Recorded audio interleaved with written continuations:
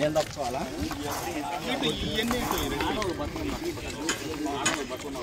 ఇదేంటి పడిపోయిందండి గాలి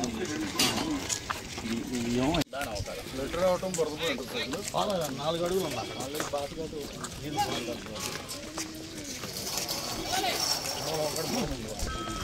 సైకిల్ అని పాత కాటు కూడా రన్నింగ్ అది కూడా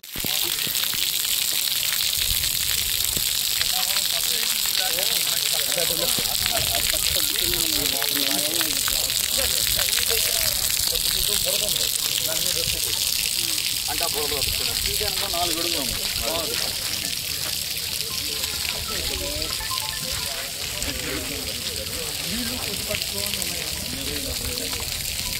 గారిద్ది ఆడి సొసైటీలో ఉంటాయి ఇచ్చినప్పుడు ఏంటంటే అందరికి సమానం ఇచ్చేస్తే ఎవరికి ఇబ్బంది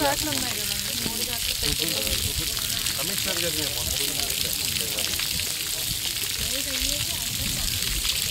జనరల్గా ఎంతమంది వస్తారు? ఇబ్రహీంపట్నం పవిత్ర సంగమంలో రేపు మహాశివరాత్రి పర్వదినాన్ని పురస్కరించుకొని భక్తులు పెద్ద ఎత్తున పుణ్యస్నానాలకి వచ్చే అవకాశం ఉంది కాబట్టి ఇక్కడ ప్రభుత్వం తరఫున మున్సిపాలిటీ వారు ఏర్పాట్లు చేస్తూ ఉన్నారు. కొంచెం ఘాట్లు అన్నీ శుభ్రం చేయించడం, ఇదంతా లైటింగ్ ఇదంతా కూడా సరి చేయడం పూర్తయింది.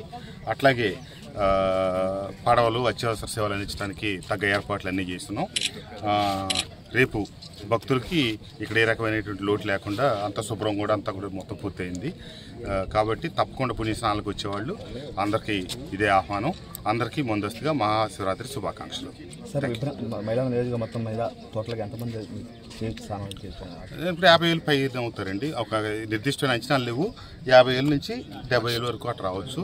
మనం సుమారుగా ఒక 50-60,000 మంది రావచ్చు.